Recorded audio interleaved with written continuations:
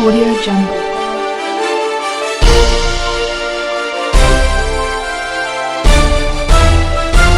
Audio Jungle. नमस्कार, आपके साथ मैं हूं ऋतिक सविता और आप देख रहे हैं तेज़ निगाहें न्यूज। अभी हमारे साथ मौजूद हैं उत्तर पूर्वी दिल्ली के जिला उपाध्यक्ष हेमराज शर्मा। शर्मा जी, पूछना चाहेंगे कि दिल्ली के हर एक वार्ड से बीजेपी उम्मीदवार टिकट के लिए एमसीडी में बहुत ज़्यादा हो रहे हैं। एक वार्ड से कहीं 10 हैं, कहीं 5 हैं, कहीं 6 हैं, तो बहुत सारे उम्मीदवार आ रहे हैं। तो आप किन आधार पर इस बार टिकट का बंटवारा करेंगे, क्या आधार चुनेंगे?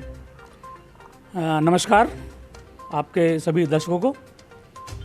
टिकट का जो बंटवारा है बीजेपी पार्टी के अंदर शीर्ष नेतृत्व का काम है। जहां तक आप कह रहे हैं कि टिकट मांग रहे हैं, टिकट मांगने का हक हर कार्यकर्ता को है। हर छोटे से छोटा कार्यकर्ता, बड़े से बड़ा कार्यकर्ता, भले वो जिले में है, मंडल में है, समिति पे है, हर कार्यकर्ता का हक है कि वो टिकट मांगे।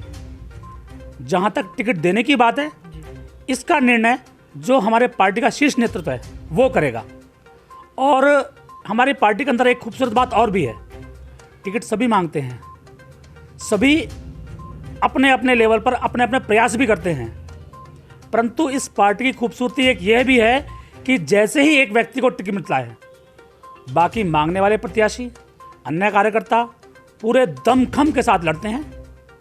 और आपने देखा होगा पिछले 3 बार से भारतीय जनता पार्टी एमसीडी में सरकार बना रही है और आने वाले चुनाव में भी मुझे पूर्ण विश्वास है कि हम लोग ही सरकार बनाएंगे। जैसे आपने कहा कि सरकार बनाएगी, पिछले 15 साल से सत्ता में काबिज है बीजेपी एमसीडी में, तो कहीं ना कहीं आरोप भी लगता रहा है कि बीजेपी भ्रष्ट है और जो वार्ड होता है उसमें भ्रष्टाचार फैलाती है।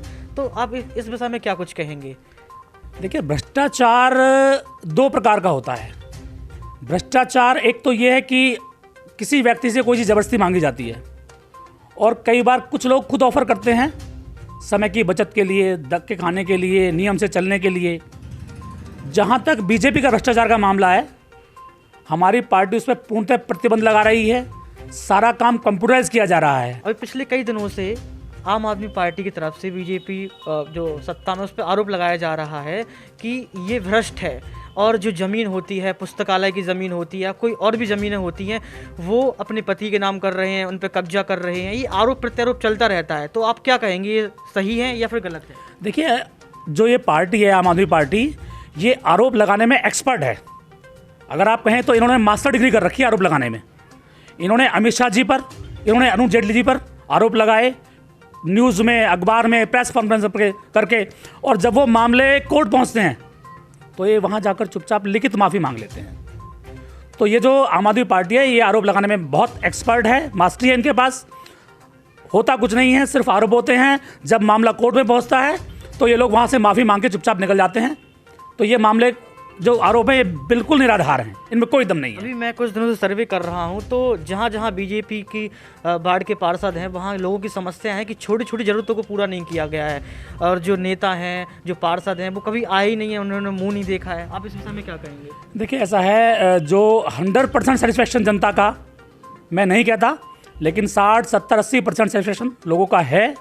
हमारे जो निगम पार्षद, उन्होंने काम भी किया है और उन्हीं के आधार पर हम वोट मांगने जाएंगे।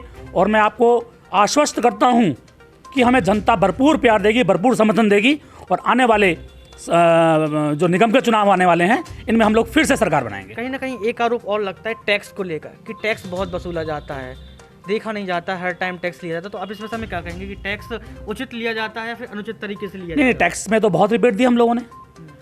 पहले जो टैक्स की जो स्लैब्स हैं उसमें भी कमी लाए हैं, और अगर हमारी निगम में सरकार आएगी तो उसमें कुछ ना कुछ और छूट का प्रावधान रखें हम लोग आम जनता को देखते हुए। इस बार क्योंकि कोरोना रहा है, पीछे कोरोना के 2 साल में टैक्स में रिबेट दी गई है, उनकी समय सीमा बढ़ा दी गई है। और हम आने वाले समय में निगम में जब हम आएंगे, और जो भी इसमें जनता को सहूलियत मिल सकेगी वो हम देने की पूरी कोशिश करेंगे। नहीं, कई सारे वार्ड में पार्क ऐसे हैं, सड़कें ऐसे हैं जो आज भी टूटी हुई हैं। 5 सालों से लोग आरोप, मैं सर्वे कर रहा हूँ तो मुझे पता है कि जो जनता है वहाँ की, वो कह रही है कि ये सड़कें ऐसी डली हैं, पानी कभी आता नहीं है साफ, और कभी कोई अच्छा काम नहीं हुआ है। तो उस विषय में उनकी संतुष्टि के लिए आप क्या कहेंगे कि जनता को क्या? देखिए, अभी आपने 2 मुद्दों की बात कही है, एक सड़कें और एक पानी। जहाँ तक सड़कों का मामला है, कुछ सड़कें निगम के अंतर्गत आती हैं और जो 30 फुट या उससे बड़ी सड़कें हैं वो दिल्ली सरकार के अंतर्गत आती हैं।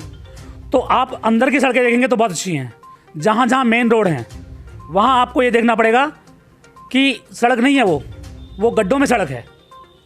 हम इसके खिलाफ आवाज़ उठा रहे हैं। दूसरी बात आपने कही कि पानी का टोटली डिपेंड जो है वो दिल्ली सरकार के पास है। मुफ्त पानी के नाम पे लोगों को बेवकूफ़ बना रहे हैं। मैं आपकी जानकारी में एक चीज़ और ला दूं, पिछले 3 साल से दिल्ली जल बोर्ड का अकाउंट्स चेक नहीं हुआ है, ऑडिट नहीं हुआ है। बहुत बुरी तरह गिरेगा जिस दिन इसका ऑडिट होगा। और जब मैंने पूछा जनता से कि जब फिर आप इस समस्या को लेकर पार्षद के पास जाइए, तो बोलते कि जब पार्षद के पास जाते तो फंड का एक बहाना बना देते कि फंड नहीं मिलता है। तो इस विषय में आप क्या कहेंगे? नहीं देखो, इसमें नहीं फंड मिलता है, परंतु जो पिछले 2 साल हमारे रहे हैं, कोरोना काल रहा है, इसमें आपने देखा कि ये 100 साल की महामारी आई है। इसमें मैं मान सकता हूँ कि कुछ दिक्कतें रही होंगी, फंड की समस्या रही होगी, परंतु अब धीरे धीरे फंड रिलीज हो रहा है और हम प्रायोरिटी बेस काम कर रहे हैं। आपको नहीं लगता है कि पूरा काम जो पार्षद को करना चाहिए वो RWA कर देते? नहीं, ऐसा नहीं है। RWA काम बताता है, RWA का काम को बताना है, लेकिन काम जो करता है वो। लेकिन जनता बोल रही है कि हमारा पूरा काम RWA कर रही है। नहीं, RWA अपनी जेब से पैसा कैसे लगाएगा? वो तो नगम पार्षद ही के द्वारा ही MCD का पैसा लगेगा ना। RWA सजग है, मैं उनका धन्यवाद करता हूँ। वो आते हैं, वो बताते हैं। हम लोग फंड बेस पे, प्रायोरिटी बेस पे, जहाँ पहले ज़रूरत है वहाँ पहले लगाते हैं, जहाँ थोड़ा डिले हो सकता है वहाँ उस तरह से लगाते हैं। अतिक्रमण की बहुत समस्या रहती है कि अतिक्रमण बहुत बार होता है, तो इस विषय में आप क्या कहेंगे? अतिक्रमण की समस्या वास्तव में गंभीर है। हम देखते हैं कि जगह जगह जाम लगा रहता है। इसके लिए एक प्रॉपर कानून बनना और उसको प्रॉपर कानून लागू होना। मैं भी इस बात से आपकी सहमत हूं कि अतिक्रमण वाली समस्या पे हमें विशेष ध्यान देने की ज़रूरत है। और मैं आपसे बताना चाहता हूं और उम्मीद करता हूं कि आने वाले चुनाव के बाद हम इस विषय को और गंभीरता से लेंगे और अतिक्रमण की समस्या को खत्म करेंगे। तो अभी आप इतना सब कुछ बोलने के बाद अब मुझे आप ये बताइए कि आप कितनी रणनीतियों के साथ आगे बढ़ेंगे? क्या नई रणनीतियाँ बना रहे हैं MCD चुनाव को लेकर? MCD चुनाव को लेकर जो ये दिल्ली सरकार की जो विज्ञापन सरकार है, हम इसके खिलाफ जाएंगे।